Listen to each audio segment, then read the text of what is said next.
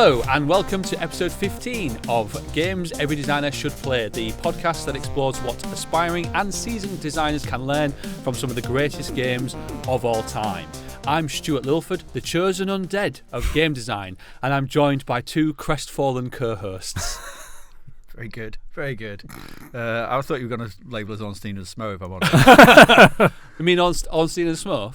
Smough. Smough. Smough is spelt as in like tough and enough. Smough. Whatever. Because they're like one was not enough. Because you're so versed in the lore of. I'm now an expert. Yeah. Dark Souls lore. But yeah, one was not enough, and two is quite tough. Ornstein and Smough. That's how I remember the pronunciation of it. All right, I'm Adrian Mills, by the way, and I'm David Grant, a depraved lecturer. I'm a waste of skin. In each episode, we'll be discussing one essential game and what we can learn from it. And at the end of the episode, one of us will reveal to the others the next game we must play for the next episode. And it's my turn to choose this time at the end of the episode. Do you want a clue? Woohoo! Hang on. Let me give you a clue. Okay. So this game was released in 2007. Of course it was. And I know I've got a bit of a track record. Obviously, my first game, Portal, I think that was 2007, was it? Or the Orange Box. And then Bioshock was 2007. Yeah. Batman Arkham Asylum was 2008. Absolutely. Seems to have so I've got a favourite period of time. I mean, Oberdin and Keep Talking and Nobody Explodes weren't released in 2007/8. That is true. But this next game was. So there's your clue. What do you think? Have you got any ideas of what that sound that you made might have been a guess.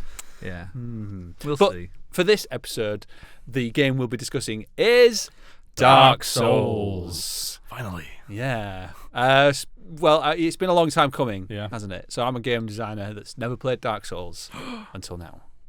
Yeah, we made him. You made me play all the way to the end. Yep. Spoiler warning: this podcast is going to likely contain spoilers for Dark Souls. Definitely. So if you haven't played it, probably play it. If you're bothered about that sort of thing, you can't complain at us if we get stuff spoiled. Yes. But first, a few notes on Dark Souls, supplied by David, because this was your choice. This was my choice, yes. So Dark Souls is a third-person dark fantasy action role-playing game series developed by FromSoftware and published by Bandai Namco Entertainment. Created by Hidetaka Miyazaki, the series began with the release of Dark Souls in 2011, the spiritual successor to Demon Souls, which was kind of the spiritual successor to Kingsfield. And has seen two sequels, Dark Souls 2 in 2014 and Dark Souls 3 in 2016, along with a remaster, which I think we all played for this session, which was released in May 2018. As of 2025, the Dark Souls series has shipped over 39 million copies worldwide, so that's 1, 2, and 3. In terms of the game, the player, who is the chosen undead, explores the interconnected environments in Lordran while fighting enemies with various weapons and magic. You must defeat bosses to progress through the story and gain souls from enemies and items, which act as both XP to level up and as currency to buy items. Bonfires serve as a checkpoint within the series, restoring all health and other critical resources when used, but also respawning most enemies and obstacles. Upon losing all of your health and dying, the players lose their souls and appear back at the bonfire where they last rested. Other FromSoft games, including Demon Souls, Bloodborne, Sekiro, Shadows Die Twice, and Elden Ring, share several related concepts and led to the creation of the Souls-like subgenre. Overall, it has received critical acclaim, with its high level of difficulty being among its most discussed aspects, with the first Dark Souls often cited as one of the greatest games of all time. Join us as Stuart and Adrian engage in some jolly cooperation and see what we as designers can learn from it. Very nice. Well, you know what I noticed as well? If you don't count Metal Gear Solid, because that was a bonus episode, it's the second Namco game we've done in a row, because Katamari was the last one. Oh, yeah. Katamari what? Katamari-damacy. Yeah, that's like Damacy. Yeah. That's the only way I can remember it now is the song. Okay.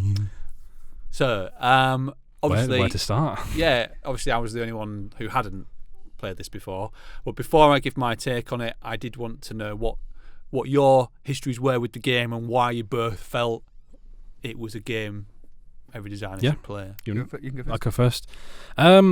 I started the series in a weird order. I actually started with 2, and I played the majority of it, apart from the DLCs. I left that till later, and then I went back to Dark Souls 1, struggled with that for a bit, went back to the DLC in 2, and then I went back and completed Dark Souls 1, and then on to 3, and Elden Ring.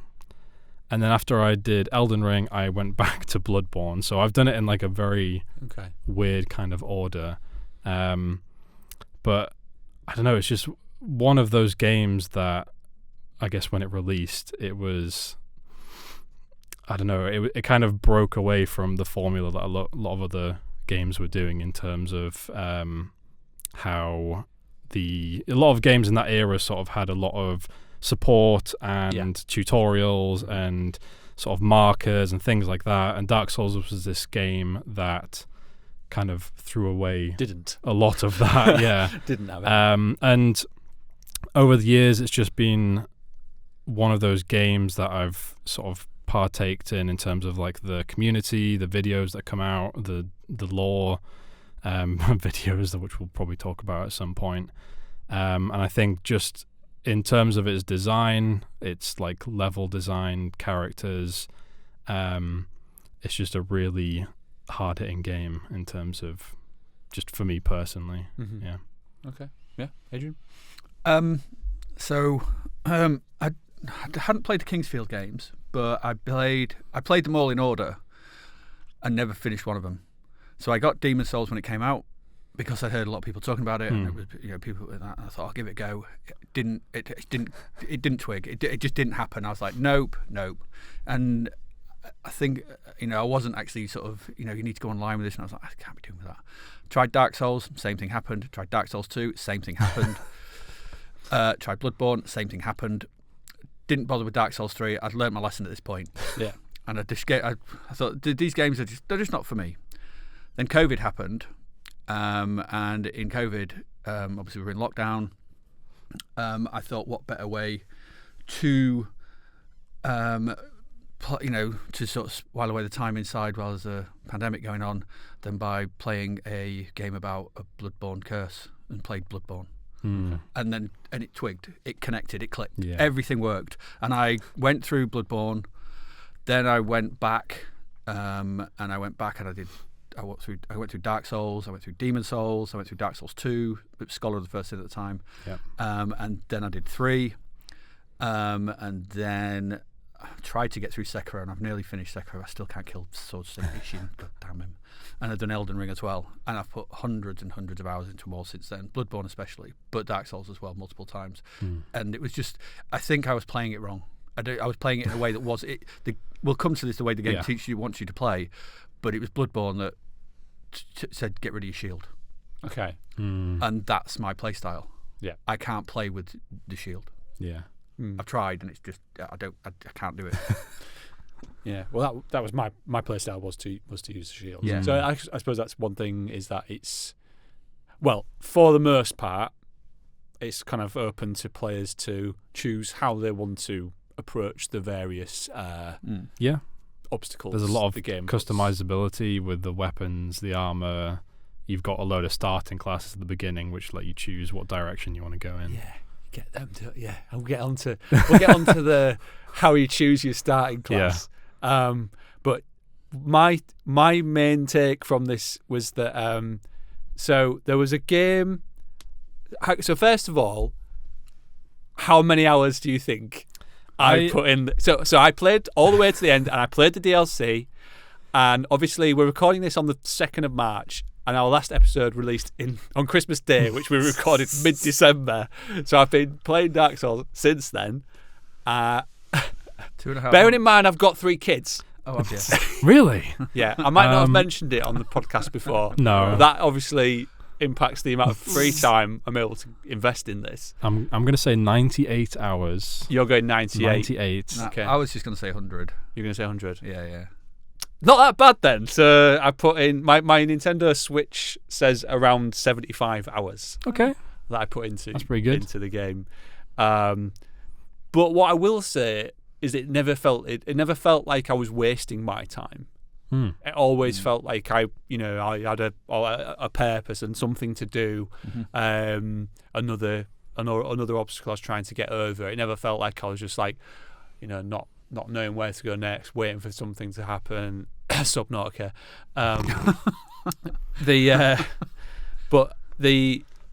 One of my main things initially was that so there was a game that came out like a flash game, and it was called The Unfair Platformer. I think it came out in 2008, around that time. And are you familiar with it? It's basically like a 2D platformer, but it starts off and it's like, oh, this is the easy way to go, and then you go that way, and like all the platforms drop out from under you. You can't go that way, so you've got to go to the right, and there's like spike pits, but if you jump there's lots of hidden blocks. Is it like Cat Mario or something? I think that was a similar... Maybe, I mean, I imagine a lot of the Mario Maker things that echo some of this. There's a lot of fake out where it's full of like traps and stuff, and you've basically got to learn the like where everything, the layout of everything, and the layout thing. But the game is like one massive trap, and I felt like this Dark Souls is that on steroids. It's basically the whole game is a trap. It's like just trying to trap you, or it certainly feels like it at certain points. There's definitely a lot of elements like that, like in the level and just how you go against bosses and stuff. Yeah, and hidden enemies and things like, Adrian was like, oh, you need to go back to the Undead Asylum to get this ring before you go to the swamp. So I did that, but he didn't tell me that the floor caves in underneath you, and you get one-shotted by the demon that's underneath there. So there's a couple of instances. I wasn't going to tell you that because that's a great moment. Yeah. Yes. No. Great as in, well. It's great. It's a great moment. Because it's also great that it is possible you might have landed, been a bit stunned, rolled back, healed, and beaten them. Yeah. You probably didn't. But that didn't happen. But that would have been a great moment if you'd have managed that. It would have been. But it's also the game telegraphs it as well. It does tell you because there's two hollows in there that they run around to get to you. They don't run across the there's a lot of this. The game tells you that this is going to happen. Those elements are there if you look for them. You can see them afterwards. Yeah. You see them afterwards of going, okay, right, I understand. There's blood on that elevator in Sen's Fortress. Yeah, exactly. It tells you that it's going to do like that. When you're first in the asylum and you can just see a ball at the very top of the stairs, and when you walk up it rolls down. And then the second time you go in there, it's like you know that it was already there. Yeah. And also as well, the second demon is technically the first boss you see. Yes, because when you're walking down the corridor, you can see it wandering past in the background, and it's wandering around its lair, and you see it through the window, don't you? So you have been told that there's a big monster there, and it hollows it. Silly me! I should have known, shouldn't I? And the floor was weakened by your first fight with the first demon. Yeah, when he jumps down. Yeah, this is all. You're right. You're adding this all on after the fact. But what I'm trying to get at is it does a lot of that. It does a lot of pulling the rug from under you when you think, oh, I've cracked it, and then no, you haven't actually. Whether it's the environment or an enemy type or a hidden enemy or something that traps you, is that? But I think I would argue the argument here is basically Dark Souls punishes rushing. Yeah. Yes, and that's the thing. If you rush, unless you know what you're doing, because it is possible to rush. Yeah. Now I can just leg it through. Yeah, you can run through a level and ignore half the enemies. Yeah, in like 5 minutes. Who cares? When you're first playing it, if you rush into a room and you see an enemy, if you're not checking your corners and things like that, you will get punished. The game is, and you learn to do that. I was going to say, like, you almost build a sense going through these games where, like, the first time you see a mimic, Yeah. Like, you open a chest, you're like, oh, it's just a chest. It opens, it eats you, you die. Yeah. And then from that point onwards, You you're always checking. Yeah. Yeah, I would, because they breathe. They mimics they slowly animate as if they're breathing. So I always watch for that. Well, the easy way is just to look at the chain. Yes, I know the chain's slightly different. Well, the chain, if it's a normal chest, the chain goes like that, goes inwards. If the chain is coming towards you, it's a mimic. Yeah. But again, you won't notice that. You won't notice it breathing. The first time it will get you. Game telegraphed you that it was no, a mimic. it won't. I mean, everyone gets caught by the first mimic. I mean, it's trial and error. Passage. And like a lot of games do this where like you see a big empty room with a single door going into it. There's a good chance you're going to get ambushed or booby trapped or whatever. Either side. Yeah. There was a bit in Lost Eyes of Earth where there's like a chamber and there's an item right at the end, and you're like, oh, there's no enemies right, I've got to get that item, and then again the floor comes out, caves in from under you, and then you're in this chamber with these weird poison and the weird like squid things. Yeah. Oh yes. The in the bed of hoops. chaos. Yeah. So it does a lot of, but again, I think that kind of, and there's also kind of risk reward elements, kind of that tie in with that approach to things. So you can risk it for that thing, but you've got to dodge this or avoid that. Having items where you've got to jump, make a certain jump. Yeah. And this kind of thing. Yeah, it's like you're saying, like it doesn't reward you just rushing through, and especially like if you've never been in an area before and you're exploring it, you have your checkpoints, and you know that like if I die, I'm gonna have to go through the whole level again. So you're rewarded for being more cautious and like actually exploring and going about it carefully. And I feel like I was fairly cautious with it being 75 hours of playtime. That feels like a long game. That's a big game. 75 hours. Probably the biggest one we've done. Absolutely, 100%. But I think what you were alluding to earlier, David, when you talk about it, was what set it apart from a lot of games at the time, and this came through in some of the sentiment from some of the community feedback that we got, is that it doesn't hold your hand through the experience at all. It's and I kind of felt like, well, you've got to. Dark Souls isn't a game; it's a skill. Yeah. So it's a mindset. Yeah, I mean, like I was saying to Adrian the other day, like I'm trying to learn to play the guitar at the minute, and I got a guitar for Christmas, and obviously I'm playing it really badly, but every time I'll learn, my fingers will get a bit more muscle memory, and I'm kind of getting better at it. And Dark Souls is like that. You have to. Yeah. If at first you don't succeed, try and try and try and try and try and try again, and then each time you kind of learn a bit. You learn this move set, or for me, I did certainly up until and including Anno Londo, I was using wikis and YouTube videos to kind of help me prepare for certain things, because I was like, I didn't want to. Because it was taking me so long already. Like already it was taking me a long time. So I was like, I want to try and be efficient with the playthrough. But after Anno Londo, I did that less and less, and just kind of played the game as it was intended. Yeah. Did you feel the game was hard? Because this is something I want to talk about as well. Isn't it? It's a hard game, but it's not. Going back to what I just said, it's a skill you have to learn. It's the same with anything. Yeah. Anything you take up and try and do for the first time is going to be difficult, and Dark Souls is like that. And I think the issue with some games is that they try to not. They want you to basically be good at it immediately, and this doesn't do that at all. Yeah, because I mean, the first area in the game is a tutorial. Yeah, like you go through, you have to learn how to do basic stuff like move the camera with messages on the ground. You slowly get your items because you don't start with your weapon initially. It gives you like a few enemies trickle in here and there, so you kind of progressively learn how to play the game, and then eventually you get round to the boss.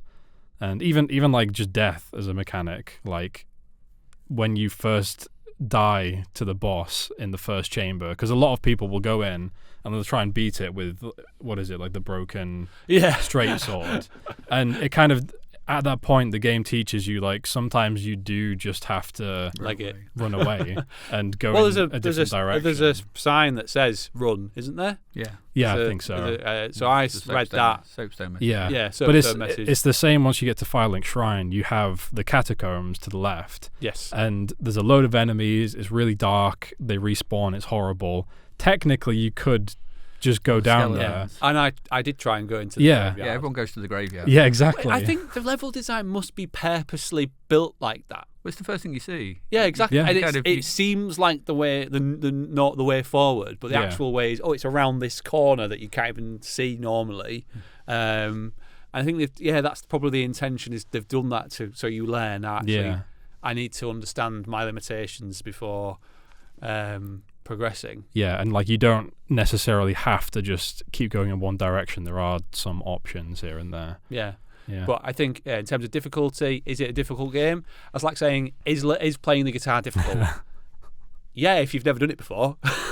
But you spend the hours, you put the hours in, and then you learn, and you can play the guitar, right? Would you say it's difficult now? Yeah. Things are older and it's okay, fair enough. Yeah. When I was younger and I was playing it a lot, it was tricky to learn with, but you get better. Yeah, the more you do something, you better. And I think that's the mindset you have to have with this game in particular. Yeah. It's not trying to make you feel you're amazing at it immediately. Yeah. I think there are elements that do make it slightly harder. Like, obviously, you've got controlled stamina and stuff like that. You've got one thing, when you're like rolling, at the very end of a roll, if you get hit, you take more damage. I didn't see. Okay. I'm learning. Oh no, this is why this is like one of the reasons that people would consider it difficult, because it doesn't tell you this stuff. Yep. No. You will notice it if you've played for long enough. If you are like running and get hit, I think you take more damage. If you do an attack and get hit while you're being attacked, I think you also take more damage. Okay. So the combat is you have to be very methodical with it, and kind of it punishes. What's the word? So I was trying to play like God of War initially, where you just hack at everything. Yeah. You have to be more surgical. Yeah, to a certain extent, it punishes like just button mashing. Yes. Although in the later games, you can kind of get away with just rolling a lot. You see, and this is the thing. I mean, my experience of the games is that what I said. So at first I was doing what the game was telling me, which was have a shield, go slowly, and it just wasn't working. I got through. I can't remember how far I got into it, when I first tried it back in whenever it was, 2011. I remember getting out of the Undead Asylum, so I killed the demon. And I got out there, and I remember going through the Berg. I think I killed the Taurus demon as well. And then I think, for whatever reason, it just wasn't clicking. And it was because I was just feeling like I'm just... using the shield just didn't feel natural to me. And the game purposely gives you a shield, and when it has someone firing an arrow at you, doesn't it? One of the hollows right at the beginning. And it does these things like saying, and I was like, well, okay, this is the right way to play it. And it wasn't until I played Bloodborne, and that does away with shield, and then I was like, can you just do this in Dark Souls as well? And then it's like, oh, okay, so you've got... it doesn't tell you... There's a lot of things that Dark Souls doesn't tell you. Yeah. Iframes. Yeah. Not even mentioned. So iframes are where you roll and you're invulnerable. There's risk reward there because, as you said, you take more damage at the end of if you get hit, but you get it right, you don't take no damage. You roll through attacks. Yeah. And you do, and in Bloodborne you have this sort of dodge, you have this parry, you have sort of a dash to the corners, but you can get out of the way that way. It's a similar kind of thing, but you're invulnerable while you're doing that. The game doesn't tell you that. The game doesn't tell you a lot of things. Like, it's very hard to know what the various stats do. The onboarding is the worst I've ever experienced in any game. You play Demon Souls. Well, even something like you get to Firelink and it goes, oh, you can kindle this bonfire if you want. I'm like, what is that? What does that mean? Why would I want to kindle this bonfire? I guess I'll give it a try. You can't kindle a bonfire if you're hollowed. What is that? Why am I hollowed? Is that bad? Should I not be? Oh, it gives me the option to reverse hollowing. Oh, you need humanity for that. What? I'm pretty sure I picked up like 5 humanity. Why can't I? And the thing is with that, I would say, obviously, you played this version, so I lent this to Stuart to play. Yeah. There's no instructions in this. No, there's you nothing. don't get a booklet. There's no manual. Yeah. The original Yeah. come with the original you got it sort of thing did come with an instruction. Back in I see. back in like the Xbox 360 days, Yeah. Right. you used to get manuals. Yes. You know, and it did have some information around that in there, if I seem to remember. Yeah. But it was still esoteric, and people were like, I still don't understand what this is on about. What does this even mean? Once you wrap your head around it, it's fine. But like, it's not upfront with this with a lot of information. It's even like, Do you understand humanity? do I? Yeah. Yeah. So I mean, yes. But would you, if you hadn't read it on a wiki? Or watched a YouTube video. Yeah. Would you know that you get? No, I wouldn't have You're- done. you're- I wouldn't have understood why is it? Why sometimes it's like white the number, and sometimes it isn't. Sometimes it randomly goes up, and I wouldn't understand why that is. Yep. Yeah, no, you have to look. You have to read something that teaches you about it. Would you know that your drop rate goes up when you get to 10 humanity? No, but and also even Why would you? Yeah. why would you? And there's a lot of that. It's like just hidden information, even just things like certain bosses are weak to certain things. Yeah. But it doesn't tell you. No. Like, it doesn't. There's nothing in the game that gives you that information. And there's nothing about covenants. Yeah, there's nothing about join this covenant. Why would I want to do? Why do I want to do that? What's it gonna? What am I gonna get out of this? Wear the white. I guess I guess I can Sounds join. good. Yeah, I mean, It's given to you by one of the worst people in the game. yes. So yeah, the onboarding is pretty terrible. It just doesn't signpost a lot of things. But I think maybe the difficulty comes into this is that, and I might be wrong, but it wanted a community to establish and form around this game. Well, I think the thing is as well, you have to take it that Dark Souls didn't exist in a vacuum because you had Demon Souls before it. Yeah. And if you think about Demon Souls originally was a Japanese-only release. There was no plans to bring it to the West. Is my understanding. And then there was I think there was a Chinese release or a Korean release, I can't remember which had an English dub on it, which people were importing and buying over here. And so when that became popular, they realised, oh, there is actually a market. We can release this. People are wanting this, and they got the dub, and it came over.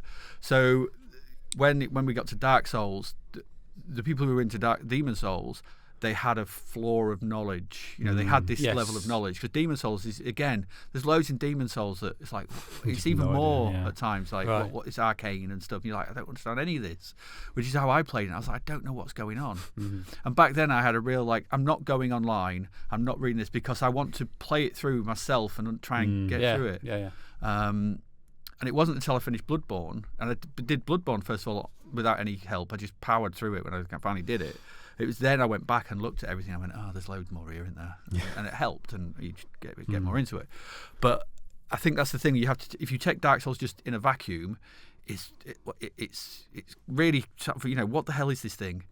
But because it was building on Demon Souls, it had people came to it with that kind of foreknowledge, and there was that kind of, you bring stuff to it.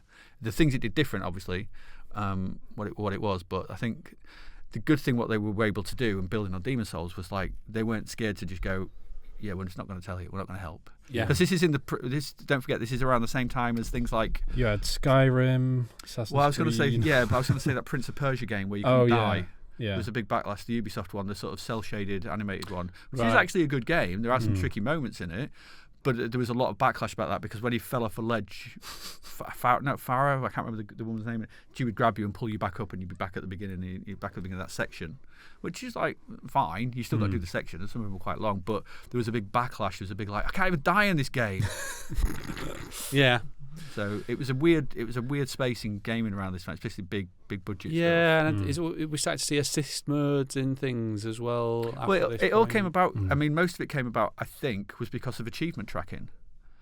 So when achievements came out for the 360, and then trophies for the PlayStation in sort of obviously for the 360 like 2006, 5, and then trophies were a year or two later. Companies were able to you could see how many people had completed the game. Yeah, because the achievements would pop when you completed it, and they were realizing that no one's completing our games.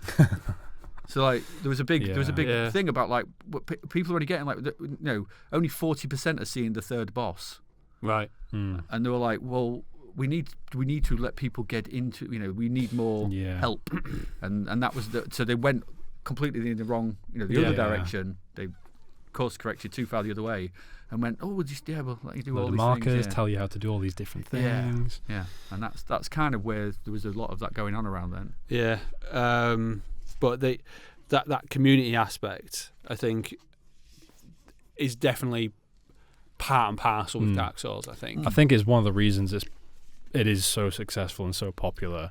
Yeah, is like a lot of, and I was looking into this, like Miyazaki basically, he wanted it to feel rewarding when you find something, so you don't get a lot of help or hints or anything. Yeah. And it's like the hidden walls.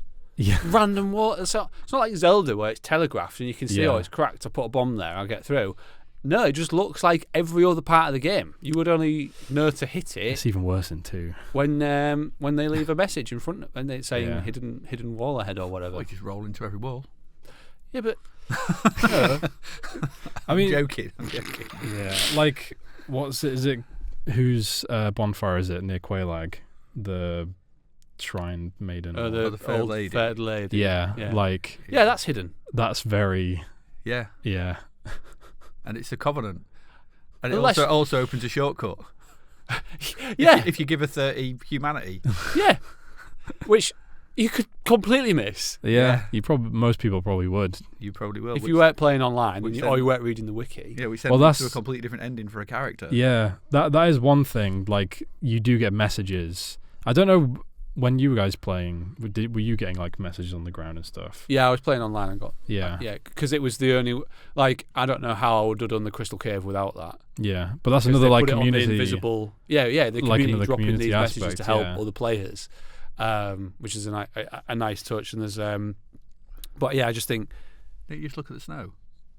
It can't... Yeah, but you can't... You I see couldn't the snow tell. falling. You can also use your bow and arrow. Yeah. The first time I did that area... You know that you can get prism stones. Yeah, you use them. I went through and I was dropping prism stones the whole way, and then I think I got to one point and died because there's like... Because they stay, don't they? They stay safe to save. So if you die, they're one thing that actually does remain in it. Yeah, and I think I went to one bit and it wasn't just a straight line. It went forward, right, up, and then left or something. And I think I fell off and died there, and then they all disappeared or something. So I thought they all stayed when you died. No, I don't think I bothered with that one. I just used a bow and arrow. Yeah. I just shoot the floor in front of me, and where the arrow hits, I walk to that arrow and then fire again. If the bow goes, I'll fire around it. You always go in with loads of arrows. Yeah. Bow and arrow is like the secret. It's the secret cheat mode in this game. Everyone should know that. Yeah. Perhaps some bosses, but like get dragons and stuff that miles away. It's bow and arrow. Yeah, it's a good tip. The Drake longsword or whatever it's called. Everything. The one on the one that's hanging on halfway down the Valley of the Drakes. Oh, I hate using the bow, like because you have you can obviously lock onto enemies, but you have this very awkward first person view where you can like I don't mind it. Look into the crosshair. Yeah, it's all right. It's how I managed to get past the Anolondo archers. Yeah, it's fine for like slow clearing stuff, but in terms of like using it as an actual weapon, it's completely useless. It takes a long time to chip away. If you're willing to put the time in, can chip it. Especially with like poison arrows and stuff like that. Yeah, well, that's what I did with the archers at Anolondo. But I wanted to point out that this community aspect and the lack of upfront knowledge and relying on a community has a similar theme with. So like my thing is games from 2007. This seems to be yours, David, because I think Subnautica was a bit of this. Binding of Isaac was a bit of this. Inscription. And I don't know about Inscription. Maybe Vampire Survivors. You were saying it's all the ARG stuff and everything. All the ARG, yeah. Oh right, yeah. But that's like you don't have to. Yeah, but the community. No, you don't. But there was a big. Yeah. What you're saying is that there's a community around it. You dig games where there's a community. Yeah, although I didn't really interact with that as much. But no, but Binding of Isaac though is another. It's like a load of hidden knowledge that it doesn't tell you. Yeah. You're relying on the knowledge. Standing on the shoulders of giants. You're relying on the players before you that have tried everything, tried every single wall in the game to see what and tried to figure out where the super secret room appears. All this kind of thing. I would argue less so once you get into the other games with Dark Souls, because like I think the first time I like introed the series, I did have to look up like small bits, like because I said I started in Dark Souls 2, and I just kind of went through that blind, went to Dark Souls 1 and got stuck because I had no idea what I was doing, and then went back, and I did look up, or I saw like videos online basically of people doing like PvP and other things like that. But I don't think there's any shame in it. Like going back to the guitar analogy, you wouldn't be expected to just pick up a guitar and then figure out on your own. I mean, you probably can do that. It might take you a while, but you're gonna learn quicker if you're watching videos of some guy teaching you how to play this song, or you're reading stuff about techniques and things like that. And I think this game is very much, if at first you don't succeed, try again. But there's pull from the sources around you, people who've gone before you, get help to progress. Yeah, kind of. Can I just say that I had a book of chords? Yeah, a book of chords in 1990. That's how you learned to play the guitar. So I had a book of simple chords, and I just played, and just taught myself the rest. And no teacher, and I played whatever. And then when I finally played live, and thinking, a load of people were like, "Why are you playing like?" People were very critical of the way I played, and I was like, "Well, it's because I've taught myself, and it works. I don't care." Yeah. But that's all I had. I'm using an app, and I just play by ear. So I put a tape on. What is C chord about? You're like, oh my god, my fingers are like, I've got to. Why are we talking about guitar now? Yeah, well, anyway, but that, so just say, but and I think that was what I was. I think that's me. So because I've come from, because I'm older, obviously, I've come from a period where you didn't have online help. There was no, you just did it. You found stuff out. Yeah. You had some magazines maybe. No, but the equivalent would have been, playground knowledge, shared. If you try this, that's what I mean. If you go to a thingy, Analonda with this ring, or you'd get like magazines and like little books and stuff. Yeah. You had hints and tips and magazines, stuff like that, but you got them once a month, and they were just, you couldn't. You had a block of text, and if it wasn't particularly explained very well, you couldn't post a. What do you mean by this? Or this is maybe why more modern games like Dark Souls, Binding of Isaac have had to become so obscure, is because the community can react, so quickly with it. Whereas, back in the day, you'd have a game you would share playground knowledge on, or like you said, once a month in a magazine to try something out. Whereas now like it's more destroying instant. some of the bushes in the first Zelda and stuff would lead to secret places. Stuff like that. Yeah. I mean, I've had a few, maybe 3 or 4 friends that didn't want to touch Dark Souls because they thought, like, everyone gets this initial impression of like, oh, it's really difficult and like really unapproachable and stuff like that. And what would often happen is I would get people to play the game, and I wouldn't quite backseat game, but I would kind of, if they were wanting to ask questions, then I would help them out with small bits, but I would avoid, like, I would still try and get them to have the full experience. So it's like when you got Stuart to go to the asylum again and he fell through the ground, I would completely be quiet and often try and push them in the direction so they did experience it. And it is a valid way of. But I remember on my first playthrough, I didn't go back to the under the asylum because the way to get there is so obscure. Oh yeah, go up an elevator, jump off. So I didn't go back there. So I didn't go to the painted world. I didn't. The way you access the DLC. Yeah, that's another thing. Just literally is so obscure. So Everything in this game. So I never found Ash Lake, the Great Hollow. So my first playthrough is pretty much just the basic go vanilla. Just walk through. So it's like I went. I think, went up, did the gargoyles, came down, did Blighttown, went in Blighttown the front way.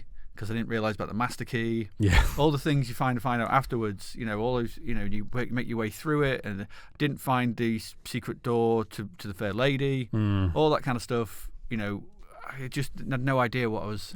This is why I'm glad that I didn't go in blind. Right. I'm glad that I went to because I would have missed so much and probably would have took me a lot longer. I think that's what makes it so rewarding, though. Is that it is like, because it's so obscure, when you do find those little things, it's like, whoa, I've discovered this whole new thing. Yeah. And even like even if you are going onto YouTube and stuff, like you've gone through an area and someone's saying like, oh, did you know that if you do this, you can find this whole new thing? And like even that in and of itself is exciting. Yeah, it's like getting to Archdragon Peak in 3. Yeah. Yeah, and then there's a whole new boss and the Nameless King, and it's like this whole brilliant area. Yeah. But and they'll just say this about, if you're taking away this from a developer as a design point, is like, don't be scared to like be confident enough in the content of what's there, but also if it's optional, it's optional. Don't worry about it. You can put stuff in, and you can trust your audience if your game's good enough to go and find it. Yeah. You know, that's one of the things that From are like the most incredibly generous company in terms of like the optional content. Optional content is ridiculous. There's so much you can miss. Yeah, I mean something like Bloodborne. There's like there's only about, if you can go through, I know you got to fight, I think about 6 or 7 bosses. Yeah. But there's so many of them you can go hunting off and go in different directions and that's part of the fun. Like. Yeah. Well, it's like you mentioned the painted world. I think that's like one of the better environments in the game. For me, I quite like one of my. Yeah, favorite. it's great. Yeah. And the way to get there is so. First of all, like you say, you've got to get to the Undead Asylum or go back there, which in and of itself, you've got to.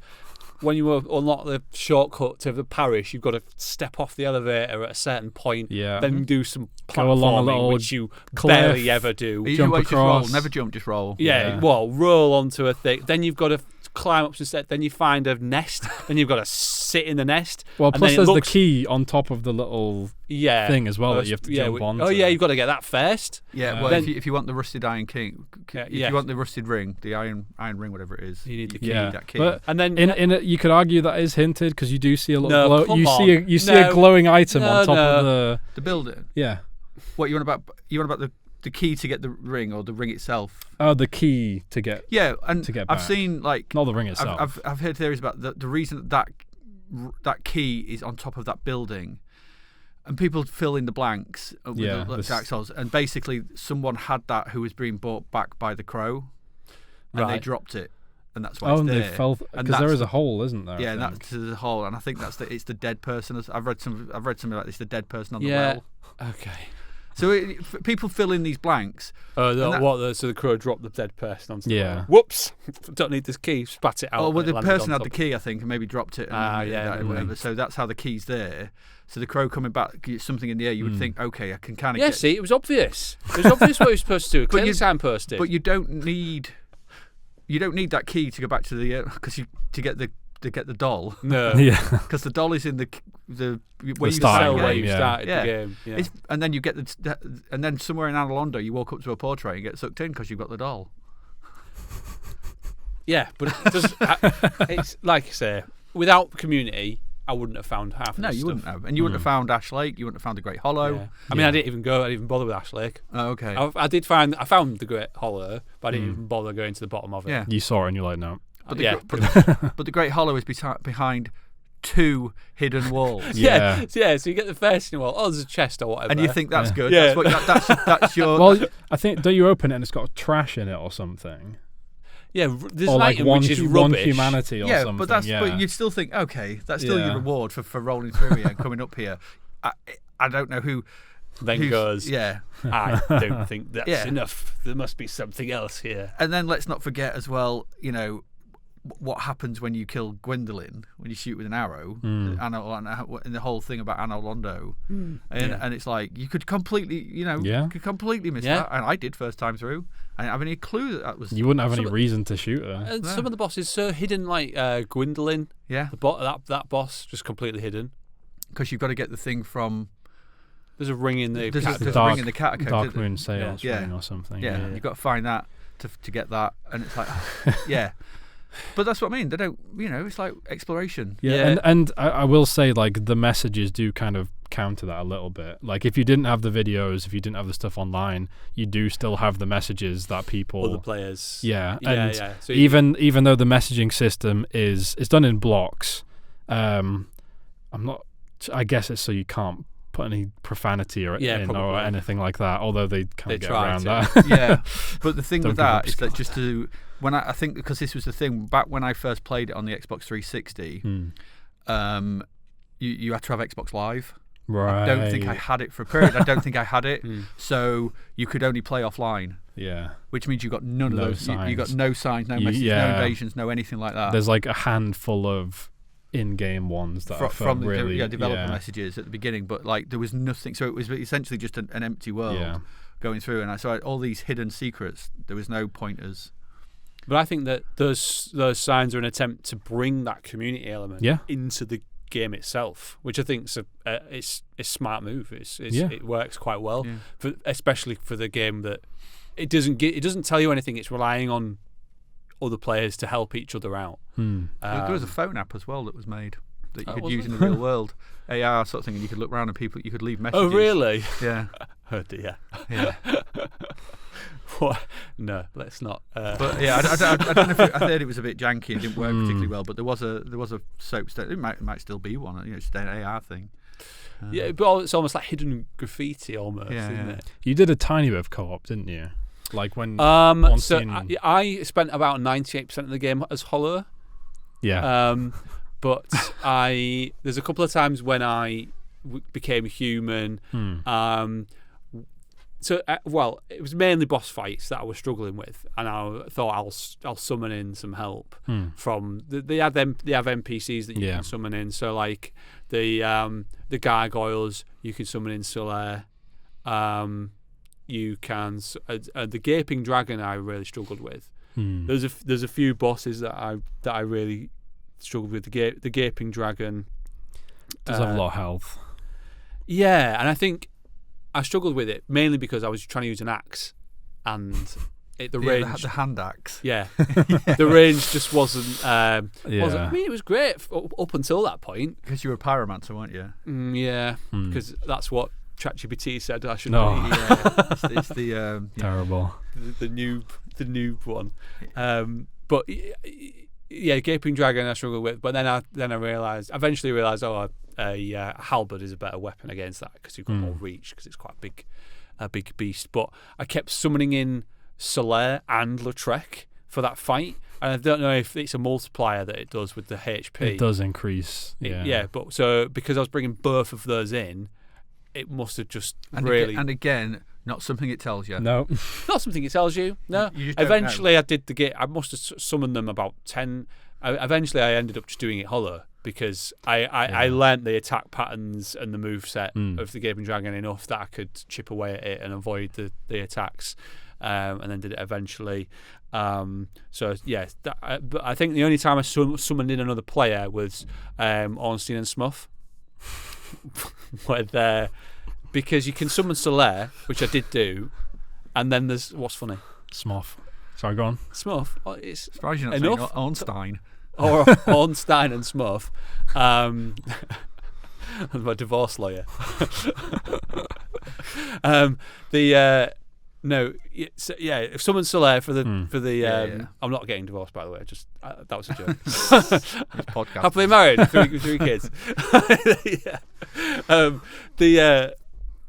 Summon Solaire, and then there was another summon sign just outside the door to the boss fight, the fog gate. Yeah. And I thought it was another, because sometimes you get random other NPCs like the witch, and the one with a bag on her head for Quelaag. Mildred, yeah. So I just thought it was another one of them. And then it didn't appear, so I was like, oh, whatever, I'll just go in and start fighting, which I did. And then eventually they appeared, and then I think that they were another person because they dropped a little sack which had some humanity in, which I think you can do when you play. You can drop any item. You can drop items. Yeah. Not spells, but I think you can drop most items. Yeah, and so somebody, whoever you are, helped me defeat Ornstein and Smough. So that was really helpful. And got invaded a couple of times.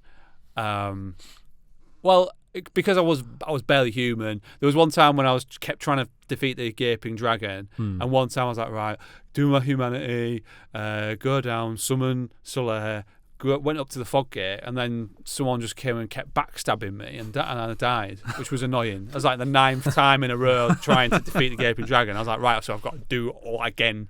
But another time happened. Dark Souls. Yeah. Another time it was when I was doing the boss run from the Analondo bonfire to get to Ornstein and Smough, I was human, and my part of my strategy with Ornstein and Smough was to wear Havel's armor, and just you try and just beef up and tank.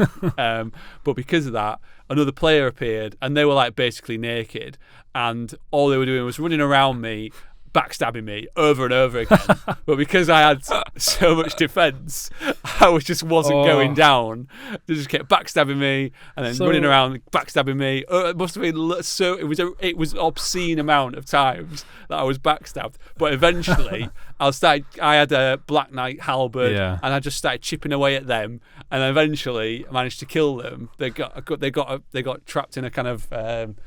I don't know, I was able to kind of keep going, just kept hacking at them, and then defeated them. So I was quite that an pleased actual with player myself. then? Yeah. That was an actual player. You got to experience some of the PvP, because the PvP was crazy, like back in the day, because the combat between players is so jank. Like it's just backstab. Yeah. Backstab central. It's like literally you have people backstabbing you while in front of you. Like I don't know what it was with like the netcode or whatever, but it wasn't very good. It was not great. But the PvP was like another big community thing that like drew in a lot of people, and it incentivized using the covenants as well, because the covenants would give you like special spells that you could only unlock from doing co-op or doing PvP as well. So I mean, I didn't really do any invading myself. I was just playing the actual game. But I did appreciate the little kind of multiplayer aspects, obviously the notes on the floor, but also if you're near the bells and another player rings them, you hear them, which I thought was a nice touch. And also if someone kindles a bonfire and you happen to be near it, you will get an extra Estus.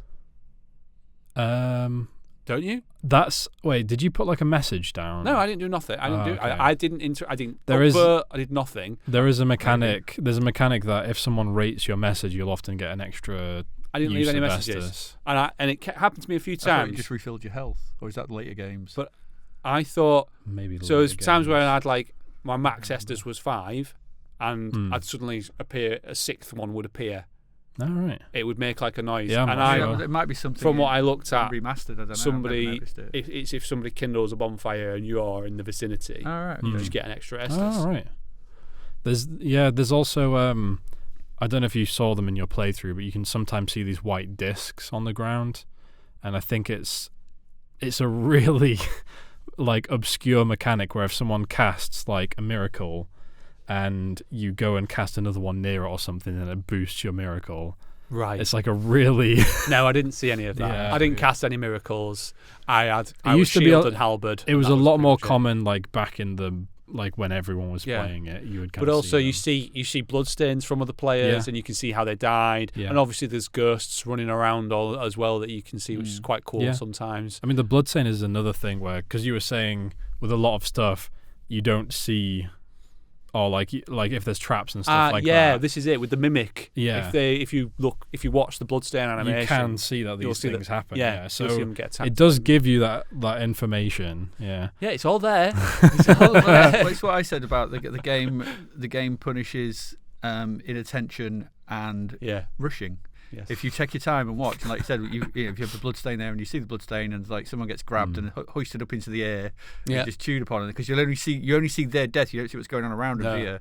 Or they'll go onto the elevator and suddenly it's like, oh, they died. How did they die up there? Yeah. There are ways to look at it, or it's like there's loads of things. I mean, that's Sense Fortress, isn't it? I mean, it's just Sense Fortress, which is a right of thing. You just have to get through the damn thing. Yeah, that is Trap Central. Yeah, it is. It is. But yeah. Should we talk about the deep lore of Dark Souls? Sure. Because this is another thing. I mean, the lack of information about anything extends to the narrative. Well, there's the Miyazaki story around that, don't you? No. Okay. So basically, when he was a kid, he was reading those like fantasy game books and things. Yes. And he only had them in English, and he had an imperfect understanding of English. Yeah. So he could understand bits and had to fill in the gaps with what he could do, supposedly, and that supposedly informs the way that the story and the lore and everything is given to the players. Because he felt like he was co-authoring, basically, because he was like, he only knew half of it, and he would fill in the gaps. Yeah. And So that's the exact same thing. So that's why these games are built to not give you 100%. Here's the story. Yeah. Here it is. Here's someone sit you down, and here's the exposition dump. Just doesn't happen. You'll get bits and bobs, and you put it all together, and you pull it from different sources, from item descriptions, from some people say, from different items, things in the environment, and so that's And again, first time through it, I didn't have a clue what was going on. Not a clue. I played all the way through it, and I got to the end, and I was like, "What's happened? Why is these giant serpents, thingy me?" And then I think the second time, why am I on fire? I really should pay attention. But I think so. That idea of co-authorship and players or anyone who ever kind of essentially a lot of the narrative is happening in their own head. It's like quite a powerful thing for them. I mean, clearly, like the amount of bloody podcasts and YouTube videos on Dark Souls lore trying to decipher it. Yes. It's obviously it captures people's imagination when that happens.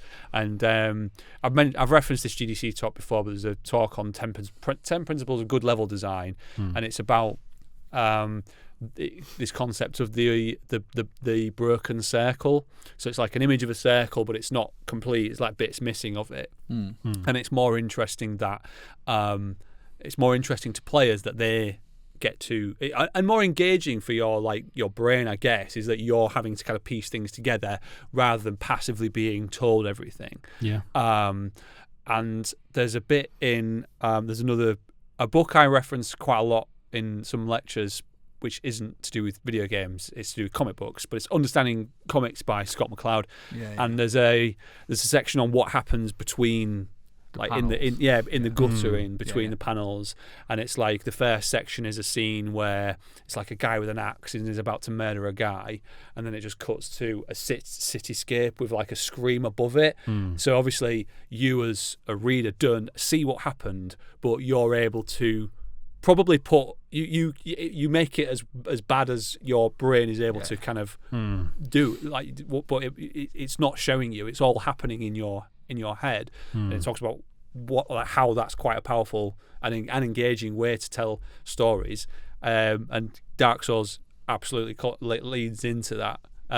Like you say, I'd love to know more about that and his experience of reading those books and being able to having to kind of piece it together in bits, because he probably was more engaged in what was going on than someone who was just being told everything up front. Maybe.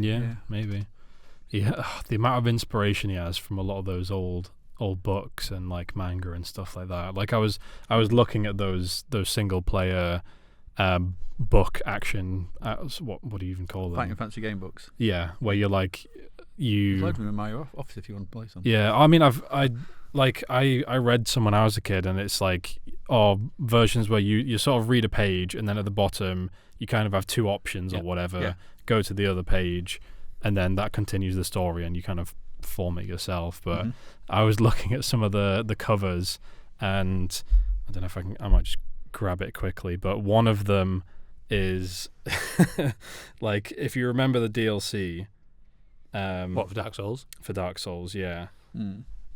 Oh yeah, that's the Shamatansi.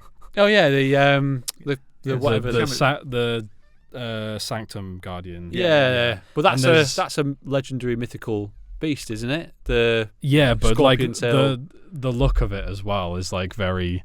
There are a lot of points of inspiration that he's got from.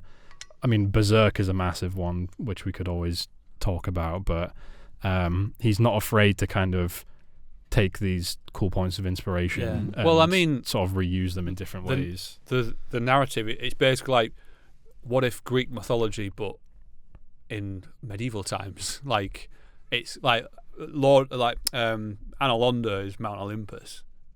Right. Isn't it? It's like the city of the gods, basically, isn't it? where the gods. That's why everything's Kind massive, of, and the gods yeah. like lived there and stuff. I mean, I haven't thought about that, but yeah, I guess. Yeah. And and obviously you've got gods of death and gods of war and all this kind of thing.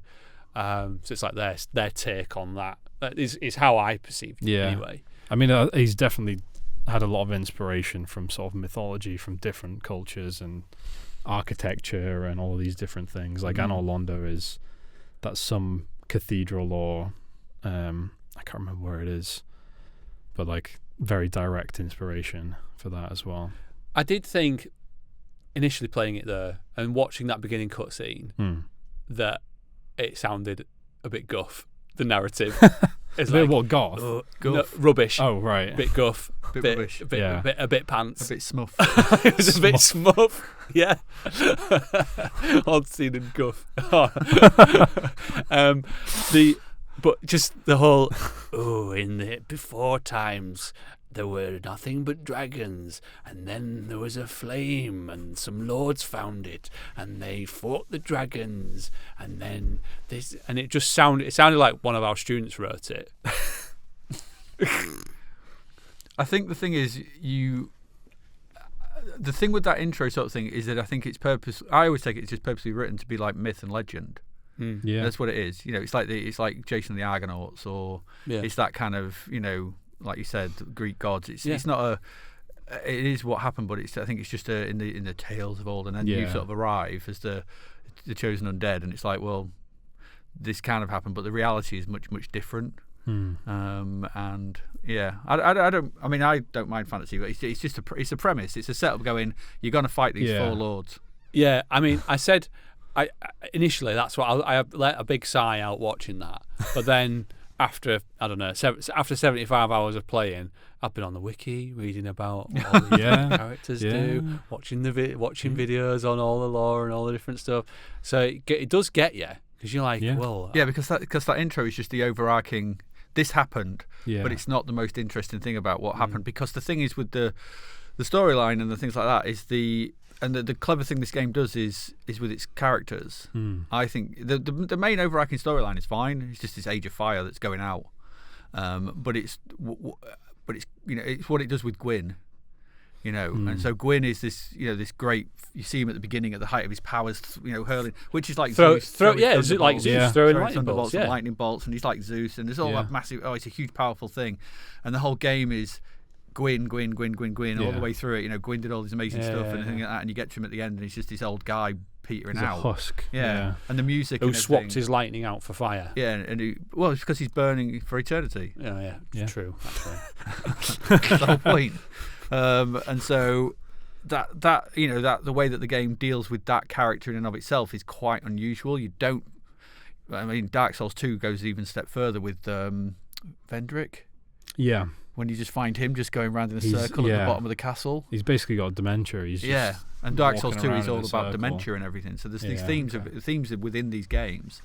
But depression, dementia, all these different things. 2 is a darker game in some ways, but to have your end boss, who the whole thing is built up for, not be. I mean, it's still quite a tricky fight. Don't get me wrong.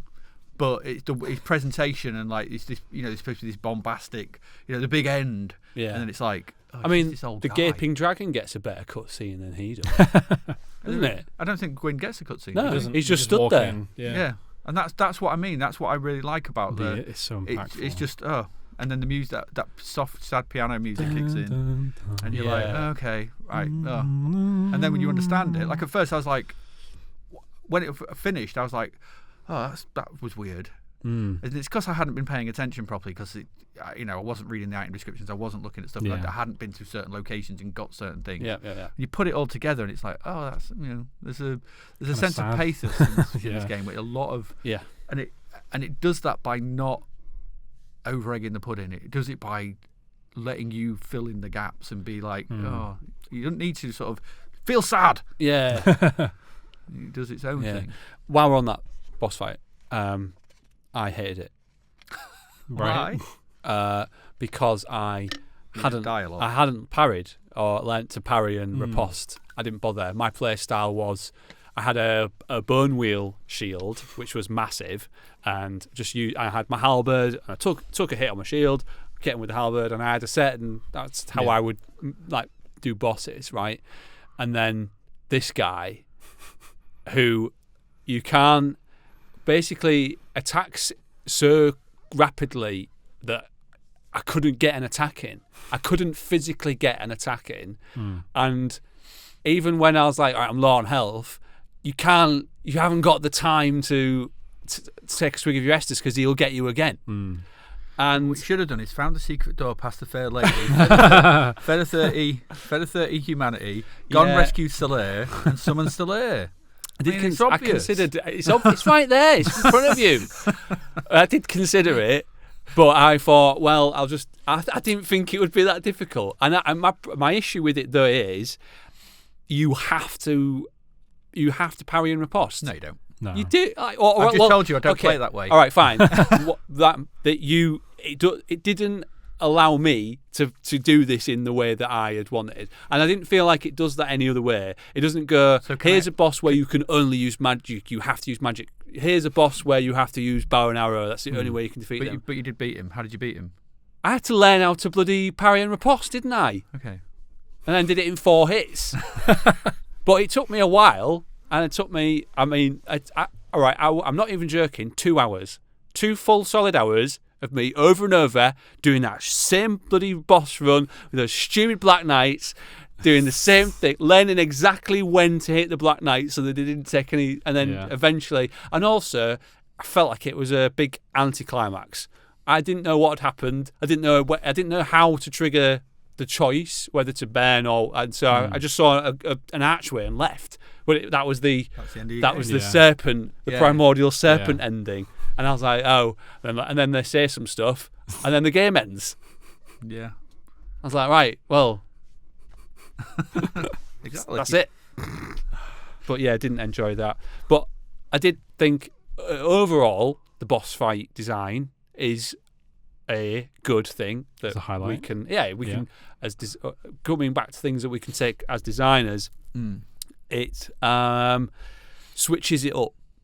Or it will be like, okay, well, sometimes it's in a big arena, sometimes it's in a small one, sometimes they'll mimic your attack patterns, like the one with Artorias. He's like rolling and stuff and does things that you would do. Sometimes they turn invisible. Sometimes there's 2 of them, or sometimes they teleport, or sometimes they just have loads of HP. And that was the variety. It's an environmental boss where you have to go and break some roots and fall down a hole. Oh yeah. Sometimes they have 2 dogs. Caprademe, right? Yeah. I finished on. I beat him in 2 goes. All right. And I still struggle with Capra to this day. Yeah. It's always the sticking point for me, Capra Demon. For me, that was one of the easier ones. But I think that's because there's no way for me to roll. Yeah. So that was your Gwyn. Yeah. That boss fight doesn't support your playstyle. Yeah, that's what I mean. Gwyn didn't. Gwyn is easy for me because there's the pillar in the middle. You just get around the back of that. He'll come running around to try and hit you. Roll back, sort of thing. He'll hit. You get a hit in. Roll back around the pillar. You can just go round and round that pillar. It's a bit Benny Hill. But you get that's the way to get him. You don't fight him in the open. Just stay around the pillar. You have something in between you and him. Yeah, with the Capra Demon, you have to get lucky and run up the stairs, or kill the dogs first. Yeah, that's basically what I did. I went up this. I'd watched guides and read about it prior, and also you can bow and arrow him before you even go through the floodgate, which I didn't realise. You can do that, or you can also throw dung pies. Yeah. The thing is, as well, with the Capra, is because the stairs are to the left, you have to counterintuitively go to the right. Because they're coming from the stairway. So if you go that way, you'll just get surrounded and hemmed in. Yeah. You can't do it. So so for me, my playstyle is not that. I can't do it. The only other boss, which I have to change my playstyle up for, and I do quite like doing this, is Calamite. See, I didn't bother with. Calamite I can't do with the rolling light style because it just does too much damage with its flame and everything. So I Havel up. So basically, I put the entire Havel suit on and I stand underneath it, and just swing a massive sword with the shield and just keep doing that. And it hits me, knocks me over, but there's like tiny bits of damage, so I can just keep doing that. And it's just the only way I can kill Calamite is just to. And when you think about it, Havel was a dragon slayer, which is the best way about it because that was his thing. So that's what his armor is built for. It's built to kill dragons, and there you go. That's the only way I can do it. Yeah. The other thing about Capra-Demon, I beat him in the bath because I was playing on the Switch. I was like, bath? Yeah, playing on the Switch in the bath and beat him in 2 goes. Did the screen not steam up? No. No, it did when I was. Were you not like worried that you might drop it? Yeah. No, I'm not. No, it's fine. You were just holding it above the water. I think I was like on the edge, sat with like hands out. God, that'd be so uncomfortable. Yeah, no, it's fine. We've got a big enough bath, you know. Oh, check you out. I know. Check you out, old Jacuzzi. old Monopoly money bags. Bursting about the size of my bath. I've got a massive bath, mate. I've got 7 of them. My bath's so big I can play Dark Souls. I know it was quite decadent actually. Absolutely. But yeah, I just thought I'd tell you that. Thanks. That's a nice image. There was a bunch I killed on first go though. I'd made a note of them. Okay. Because I was quite pleased with myself. Yeah. Which Pinwheel, but apparently everyone beats Pinwheel. If you can't beat Pinwheel on your first go, then stop playing. Yeah. Sif, the dog one. Centipede Demon, that was first try. Did you get Sif down to the point where limping? Yeah. It's really, nice touch, it's really that. sad. You're like, sad. I'm sorry, stab. If you do the DLC first, yes, and then go back to Sif, it's a different cutscene because you can technically meet him in the past. Yeah, I found the Sif. Yeah, you said something about that. I've never done that, but in the DLC. Yeah, and the little protective circle. Yeah. Dark Moon Gwendolyn, the Ceaseless Discharge, Sanctuary Guardian, the Hydra. Did Sanctuary Guardian first time? Yeah. That's I think I was just leveled up. You had the Black Knight Halberd as well. Black Knight Halberd and the Bone Wheel. Because the Black Knight Halberd is like is one of the main weapons all speed runners use because it's it does so. I mean, you were saying you like 4-shot Gwyn when you parried him and like yeah, it does massive damage. Okay. And again, I think Sanctuary Guardian is fast and jumps around a lot. Yeah, that's another one that my playstyle is kind of not really fitted to. I can kill him eventually. Yeah. And I have managed. But did you do the double Sanctuary Guardian? Where was that? You go back. I'll just go back to that one. Yeah. Wait, really? Have you never fought I've never done that. So yeah, you should go through the Sanctuary Garden at the start of the DLC. There's a bonfire, and I think it's either I'm not sure if you go straight back or you carry on in a bit. I think it might be after you kill Artorias. Definitely go back to that bonfire and just walk back in. There's 2 of them. I mean, this is the thing. Like these games, even I though believe you never beat. Yeah, exactly. So there's 2 of them charging around at full speed. Oh, that's terrible. Yeah, it's really hard. It's really, really hard. I've done it, but it's not easy. And I always get this with these games where like I'll be talking about it or I'll see something online and like there's always just one new little thing that I've not at least with 3 of those have come up during this conversation for us. I think just boss design, good approach to boss design this game has. Yeah, because they're all different. I mean, this is something we criticised Batman for. Yeah, because Batman's bosses were throw a batarang, jump out the way. Yeah. It was its main critique. Yeah. And another thing we talked about when we talked about Metal Gear Solid, it was another positive from that is that the variety and that it makes you rethink how you Resident Evil 2 I think we thought was good bosses as well. I think because they kept them different and but this one really does, and this is a staple of the series really, in that they have different ideas for each boss. Like you said, sometimes it's a very small space, big space. You can kick. Like, is it the Taurus Demon? You can kick him off the bridge. I've heard this. Is it the Taurus Demon? Not kick, but like you can. It can fall off. You can kick them off there. You can get to a point where you can actually. I've not done it, but I have heard. I've read that on the playground. You can. I mean, I know that like with the Taurus Demon, there's a gap. Yeah. On the wall, and if you if you get it to do that big jumping attack, you can basically get him to like throw himself off. But throw himself off. I've heard someone say that they have the iron golem as well. Yeah, like if you you hit his leg and do enough stagger damage, then he'll like fall backwards and ragdoll off the edge. Because he does the comically over animated like falling done for a while on the edge. He's like, yeah, he stood there for what, like 10-15 seconds. Just like, maybe if you came hit me. Like, okay. Don't, whatever you do, don't hit me now. Just now, I'm just teetering. He has like grab attack as well. That if you get hit by it, he'll often just lob you off the edge of the bridge. Yeah, that was fun. Yeah. I hit Gwyn's grab attack. I hated. I just hated Gwyn. But there's so and then you've got Priscilla who turns invisible, and you have to look at her footsteps. I didn't fight her, but Ornstein and Smough, like the fact that whoever you kill first changes. Yes, that's what I mean.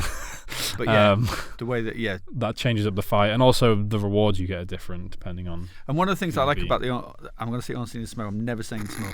Ornstein and Smough fight is the way we talk about sort of characters as well. Is the way that they characterize the two of them within that fight. Because if you kill Ornstein, then Smough just jumps on him. He smashes him with he smashes his power. Steals power, and he does a little chuckle as he does it. Because he's an horrible character. You can also see his hand moves a tiny bit just before he hits him. Whereas Ornstein, if you kill Smough, Ornstein salutes him, doesn't he? And he's a lot more. He's a lot more respectful. I think he gently puts his hand on his armor and then gets the power. Which is even within these characters are not just bosses to be fought. There's something about them. There is even in those little moments. And they all of them have like some sort of backstory to them as well to fit into the world. Yeah, Nito's really good because of all the ads and stuff, the skeletons and things like that he brings in. The Pinwheels are. The argument for Pinwheel is he's supposed to go there first. That's why he's quite easy. By the time you do get to him, go get him first. So you go to make a death run down the catacombs. But no one wants to go all the way down there and then run back up with no teleportation. No, you don't. That would be a nightmare. I'm trying to think of some of the other bosses. But it is. I mean, and then you get the Hellkite Drake and things like that. See if you got to break the crystal first, and you got the fake boss. Fake boss fight, which leads to the prison escape. Yeah. And there's fun little bits like that. There's fun kind of asides and stuff where you got to get in. And there's like weird little bits like you can find Logan gone mad. We haven't actually spoke about any of the characters, which I think is we haven't. But I didn't find any of those quest lines that interesting, and I know that's maybe controversial. A lot of people have like. I wonder if you just miss bits or probably. But I'm not being funny, David. I know, but it like some of them. He's got 3 kids. No, this isn't to do with the fact that I've got 3 kids. Although I do have 3 kids. Knowing to go revisit certain areas at certain points in the game to progress certain people's quest lines. Like, unless you knew that was going to happen. But again, is this leading more into I'm not saying that I expect you to have like seen all of the NPC stuff.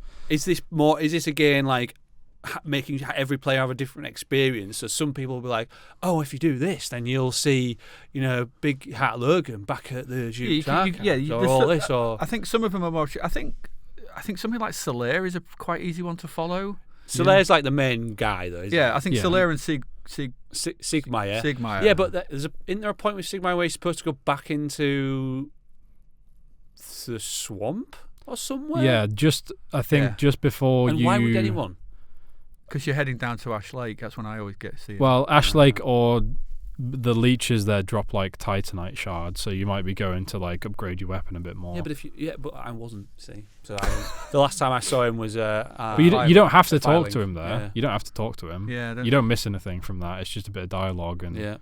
Yeah, but he then doesn't reappear. After that, he appears again at Rost Isleth, doesn't he? And he jumps into the pit to help you out with those squid things. If you hadn't fallen in there first. Yeah, which I did this time because I forgot. Oh, damn it. But I think there is some. I mean, this is talked about on other podcasts and stuff, so it's not like original. But there's the idea of the Sigmire quest line is a very interesting subversion of typical video game quest lines. Because typically, video games if we're talking about what video game design is, as a designer, you tell a player, go do this thing, and the player will go do this thing because that's what we've been taught to do. Go kill the 10 rats, do this, if you're in Oblivion or something like that. Yep. You go do things, and you think that's the right thing to do. The Siegmeyer questline is essentially, it's the opposite of that. Yeah. Because you're taking away his sense of purpose. Yeah, he's got the spirit of adventure. Yeah, but he can't do it. He's rubbish. He just can't do anything, and you just pop along like when it's the one. The one where I think I realised it was when you were at the in Analondo. Yeah. He's outside the room with the 3 knights, and he's like, "We need a bit of a plan. We need something." You just go in and kill him, and it's like, "Oh, you did it? Oh, okay." And you're like, "Why don't you just go? What?" And at that point, there's something. But so by the end of it, he wants to jump in, and I've got to do this and everything like that. And then he dies, and it's like you're just coming along doing the video game thing, and it's essentially just being really horrible. Yeah, and the series is notorious for making you feel bad. Yeah, like there's so many character quest lines that you come to expect that most quest lines are going to end with none of them have a happy ending. Yeah, like the pyromancer, if you say yes to like discovering the Great Swamp or whatever, he will go down there and he will be hollow. Like if you say no, he'll stay there in Firelink Shrine and he'll be all happy and safe. But if you give him the information that you think like, oh, I'm helping him by giving him the information, then he ends up... Or it's like freeing Lautrec. Yeah, you think, I'll free this guy. Yeah, because then he pops up and he's just sat in front of your firekeeper and then kills her. Yeah. And you're like, what happened there? And that can come as quite a big shock as well if you're suddenly your home base... that was a really good Suddenly moment. your home base is like... not there. Yeah. Like taking a system that the player knows of like bonfires are safety, and then all of a sudden they can be removed. Yeah, like it's a very impactful moment. Yeah. So I think and again, what the thing is, this is what I was mentioning earlier on about optional stuff. Yeah, because you like you said, you can go through the game. You don't even have to talk to any of these NPCs. No, and you can just fight them and kill them and nick their armor. Yeah. There's nothing wrong. Although.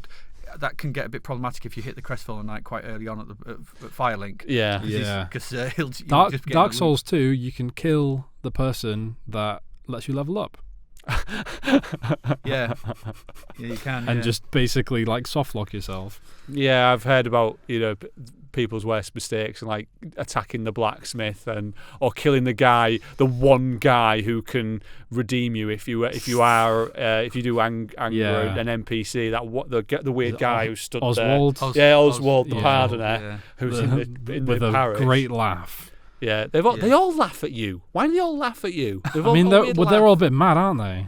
I suppose so. If you keep dying and coming back to life, eventually you're going to go a bit. That laugh. Yeah.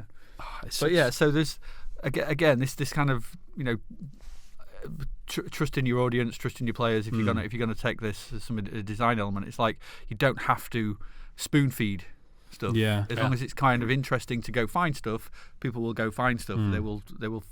That's something to sort of think about, and that's one of the things this game does really well, I think. Yeah, and that ties into one of the last points I want to make is about the level design and the minimal UI. Level design is something, I think. Yeah, but the fact that it doesn't hold your hand.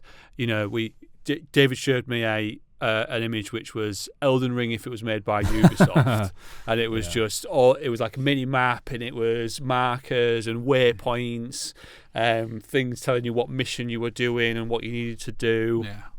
And I talk about this in my level design lectures about how that's and maybe like you say, it comes back to publishers, noticing that people weren't completing their games. How are they going to make sure everyone does? Well, tell them everything, give them everything up front, and actually it's a much rewarding player experience when they just figure stuff out for themselves, or at least think that they are. And one of the ways that you can do that is through level design. And if you build a tower, players are going to make their way naturally towards it, or like the highest point or whatever. And just the looping back on yourself at various points when you unlock different shortcuts and stuff is just really great level design, and the use of verticality. Like the whole world just goes up and it goes down and it goes a bit to the sides, but it's such a good example of verticality and level design, I think. it's definitely worth playing. The moment you step in the elevator in the parish, and you go down to Firelink. Yeah, I remember that when I first was playing through it. I was like, how the hell am I back here? What? Yeah. Where? Eh? Yeah. I was like, and then I went back up it, and I was like, what? How's this working? Yeah. And it just was like, okay, this is all. And then you find other ones as well. The DLC's got two amazing ones. There's the one which takes you back to the start of the township one, and then there's one that takes you all the way back to the Artorias fight. Yeah. And I was like, this can't be straight line. This cannot. I don't get it. Yeah, from the abyss, you go all the way up to the Artorias thing. Yeah, just it's ridiculous. Around the corner. Yeah. But yeah, so those, it's an unusual method because normally games are relatively flat and stretch out. Yeah. And the rest of the series kind of does that. Bloodborne is the closest I think they've done to this. Because there's the bit where you go to the forest and you climb up that big long ladder and you end up back at Yosefka's clinic. Even Elden Ring is quite, like, even though there is elevation, it's still quite flat in terms of broad. Like you're kind of you're slowly wrapping up. My favourite reference is probably Breath of the Wild. Again, that's quite it's a map that goes out, but again there is a lot of like height variation, elevation, but this is just like takes it to the extreme level, where you're like Duke's Archives at the top, and then you sort of spiral down all these different places all the way to Lost Eyes at the bottom. And I think the reason, I mean, because Demon Souls isn't like this, because Demon Souls is like hub and spoke. It's basically the Nexus, and you go to the different worlds. There's 5 different worlds that you can go to, and they kind of progress outwards. They're not like this. So, I mean, to get this right on a first attempt, because I don't know that I'm I've looked around about Dark Souls and things like that. I've not really seen people mention other games that do this kind of level design, this kind of the verticality level design. It's really sort of one big continuous space. The only comparison I've seen is the Resident Evil 2 police station, where it's kind of you keep looping back on yourself, so you're constantly, but it's not as. It's not as grand, on a much smaller scale. I think the only other one I can think of, and I know Miyazaki has taken a lot of influence from, is Ico. Yeah. The castle in Ico, or Ico, however you pronounce it. Ico. Because that is very much a space that keeps coming back on itself, and you see different points from and that's a very, very, very clever piece of level design. The castle in there, because it's all the castle. That's the game. Yeah. And so I know that there's a lot of reference points to that, especially in the way that it looks and feels as well. There's the sort of medieval sort of look of this is, I think, Ico had a big influence on it. Yeah. And the Shadow of the Colossus as well. And I think the environment design and level design, and the fact that you can't really get too lost in the game. There's sections where it feels like you are, but it affords that UI minimalism that you've got your health, your stamina, however how many humanity you've got. There's no mini map, there's no way markers, there's no line on the floor to lead you to your next objective. Yeah. There's nothing like that. There's no arrow at the top like you get in BioShock. It's just you can just figure out where you're supposed to go. It's generally not too overwhelming as well, like with how the enemy placement is. Like most of the time you'll get like high intensity zones with like a few enemies like dotted about, and you can kind of progress fairly smoothly as you're going through as well. And one other thing which we haven't mentioned with the level design or the environment design is how you can see some areas from like really far off as well. So like when you're in the catacombs, you can like look down and you see the Ash Lake. In that Tomb of the Giants. I think it's in Tomb of the Giants. What did I see say? that down. Catacombs. Catacombs. Oh yeah, the Tomb of the Giants. Yeah. And also when you go down into the Ash Lake, there is a massive giant skull just in the sand. So like the skull has clearly fallen down and like landed in the sand. You have Lost Izalith as well, I think. So when you're in the first bonfire, well, you can see Blighttown, can't you? And you can see Blighttown from Firelink, can't you? Yeah. You can just look down. The edge, Blighttown down there. But like the first bonfire in the Giants, what's it called? Tomb of the Giants. Literally just to the side, there's a load of red, and it's Lost Izalith as well. So, and I remember looking at this, like even though the levels aren't perfectly overlapped, they're still quite close with like how they've how the physical level is positioned. One of the things you can do as well is that if you, and this again, we can see these things on YouTube, but one of the clever things that this game does is, because when you die, you have is it a green splodge where it's a green, like a green marker in it where your souls are. Yeah, it's like a little glowy. Yeah, the little glowy green red splodge. green. Yeah. If you die like miles across the map, you can see it. Yes. Yeah. Like, even like I think someone died in Blighttown and then looked over in Firelink. Yeah. And you can see. You can see where it's positioned. So even though it's like, there's obviously some clever technical stuff, because you go through bits and obviously loading level bits in and sections in, it still exists somehow. Some technical wizardry going on somewhere. Yeah. No, it is impressive. And that all adds to this sense of solidity and this kind of sense of cohesive. Yeah. It feels like a real place, this thing, but built upon a big cliff, and it just all goes downwards, and it just it's a very incredible piece of level design, and nobody's done it again, because you're not going to compare yourself to this. Yeah. If you attempt it and you don't do it, that's even From haven't done it. Dark Souls 2 is the hub and spoke thing. 3 is the long line with little bits shooting off. Bloodborne is similar-ish, but not totally. Elden Ring's flat. Sekiro's not like this at all, really. No. So Yeah. I think the only other thing I was going to say is like how Miyazaki approached actually creating these games in the first place. Like he focused a lot more on the mechanics and the feel of the game before even like designing any of the world stuff. Yeah. Because I know like a lot of our students sometimes will come up with like all the art and the world and all of that stuff before actually the deep lore before making good mechanics, an actual good game. And it's like with Bloodborne you have rally, which is when you're hit by an enemy you lose health, but if you hit them again quickly you restore part of that health.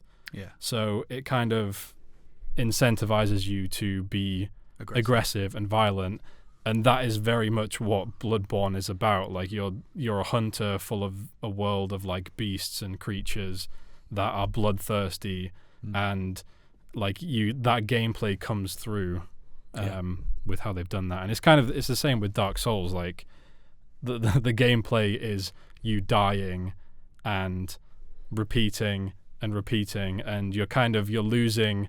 Like just as a player, if you're fighting against a boss for 2 hours, you start to lose your will to play a little bit, and that kind of again inspired like the world design and just the world of Dark Souls as well. Like the whole cycle. It's full of characters losing the will to live. Well, that's the whole thing. They're going hollow. They're losing their will. It's even more prevalent in Dark Souls 2. And losing their sense of self, and like that is the game mechanics basically inspired the world and all of the that. I mean, Super Mario 64 famously, they just worked on the moveset for Mario and made it feel amazing before even starting to look at actual level design for the game proper. So makes sense. Good reminder. Prototypes. Make prototypes. Make something that's fun to play first before you do all the rest of it and then realise the game's not fun. Yeah, don't write a 100-page game design document only to find that your game design was a bit smuff. Yeah. Do you want some community feedback? Yes. Of course. Yeah. So this is from Channel Without, and you can. I will post on the usual social medias. When we're roughly a week or so before we're about to record, and it's always good to get feedback about that we can discuss on the episode. Channel Without via YouTube said, Dark Souls manages to balance a sense of learning with its gameplay. You learn a boss's attack patterns. You get hints from signs left by others. It's about the importance of taking note and how it pays off to pay attention. Basically summarised everything we've said in two sentences. So thanks for that. Yeah. That's how you notice the key's been dropped by someone who's been carried by the bird. Yeah, it's right there. It's obvious. The attack patterns that was me with the gaping dragon, and the importance of the SERP stands. That's all good. So thank you for that. This is from Peter Elston on LinkedIn.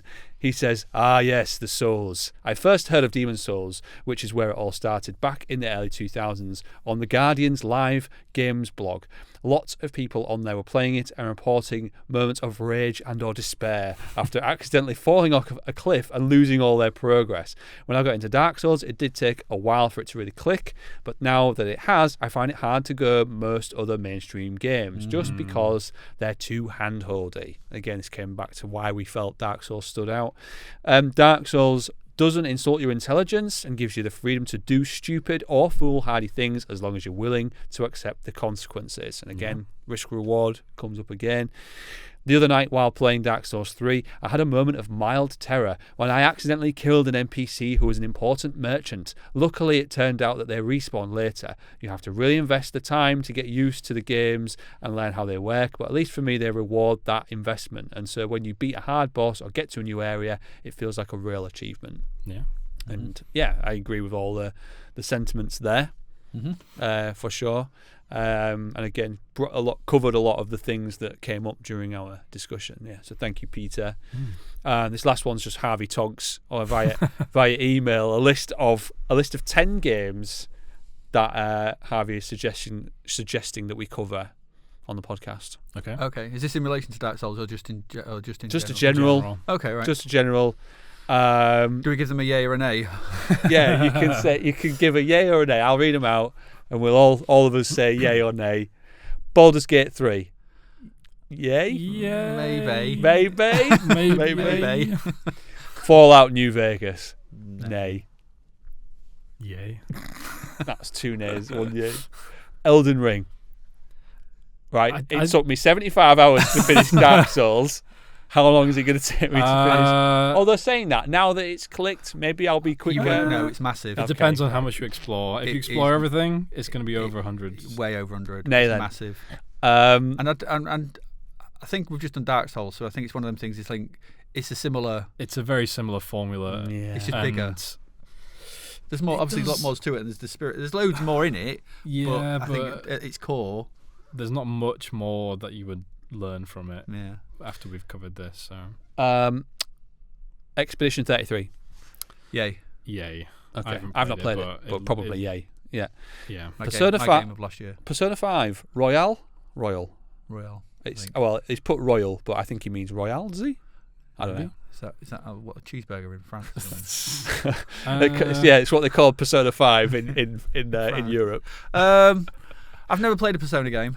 I would play it. I don't know. But again, these are all massive games. Yeah. 6 is Hollow Knight, or I think they call it Le Hollow Knight in Lolo Knight. Le Hollow Knight. That'd be Lolo Knight. Lolo Knight. Because you've got the H. All right, sorry. God's sake, French grammar police. Le Knight. You'd probably yay this. I mean, yay, yeah. I think I haven't played it, but it is on my list to actually give a go at some point. Yeah. Last of Us Part 1. Yeah. I think Part 2 maybe. Oh God, no. I've not played either. I would veto 2. Well, I wouldn't. I just won't play it again. I can remember it, and it's too long. Okay. Does it take you 75 hours to play it? Oh, it felt like it. Slime Rancher. Nay. I mean, I don't think it'd be one that would work for the podcast. Yeah. Red Dead Redemption 2. Again, it's just massive. Like, I've got 3 kids. Harvey. I've got 3 kids. Do you not? And then last one is Stardew Valley. Yay. Yeah. I think there's stuff that we haven't really covered on there. That would be good. Yeah. The verdict then is Dark Souls, a game every designer should play. Yes. Yay. Yeah, and I think it is for a lot of reasons that we've covered. Obviously I was reluctant to play it because I felt like I don't want challenge. It's a shame. It's a shame that a lot of people have. Yeah, it's got this perception, but it's like when you play the guitar. Once you've learned to play the guitar, it's great. You enjoy it. It's good, fabulous fun. Yeah. But it's just that initial when needed it to click, which so many players. You've referenced it. Peter mentioned it in his comment. It needs to click, and then that's when it'll. Yeah. And it might take 7 hours. It's when you meet the game on its terms. Yeah. Yeah. and stop trying to play it like God of War or something. Yeah. So that brings us to the end of the episode, which means it's time to announce and reveal the game we'll be playing and talking about for the next episode. So the only clue I gave you was that it came out in 2007. There's loads of games that came out in 2007. Assassin's Creed, I think. Call of Duty, Modern Warfare came out in 2007. Is there a film that's going to be coming out about it? About this? Oh, maybe. You kick yourselves. We're playing, for the next episode, Super Mario Galaxy. I can't believe you didn't get it after the clues that I gave you. But yeah, Super Mario Galaxy, we're going to play it. Are you looking forward to playing that? Are you going to veto it? Or No. It's one that I've had loads of friends recommend, but I've just never picked it up. Good. So what is that on then? Switch or Wii? Yeah, I'd have a Wii, so Switch them. Did earlier. Yeah. It came out quite recently, a few months ago. They did it's basically a remaster of Mario Galaxy and Mario Galaxy 2 for the Switch, which you can get, or you can find a way to play it on the Wii. I have a Wii and a copy of Mario Galaxy, the original. Runs very, very well on Dolphin if you want to play it emulated. I'll probably buy it. You can play along. Leave a comment and questions on Super Mario Galaxy. You can email us shouldplaypodcast@gmail.com with the subject Mario. Or if you've not got if you've even got general feedback on the podcast, we want to hear from you. We want more community engagement from our listeners, and also like this video, rate this podcast episode, smash the like button, smash the like, whatever. Help the algorithm to get other people to listen to our silly podcast about game design. So, did this podcast rekindle the flame within you, or did it usher in a new age of darkness? Make your choice by hitting subscribe and sharing this podcast with others. Join the conversation with @ShouldPlayPod on social media. You could leave a white soapstone sign saying "Amazing podcast ahead." And you knocked the opening. What do you mean? You knocked the opening sort of speech and stuff at the game, and you're going, "Did it rekindle Age of Dark?" I'm leaning into the whole thing. I said by the end of it, I was reading the Wikipedia. Yes. Anyway, don't you dare go hollow on us. Yeah, don't go hollow on us. Leave a 5-star review. But all that's left for us to say is thanks for listening, and we'll see you next time. You died. Bye. Victory achieved. Someone had to say it. Bye. Bye.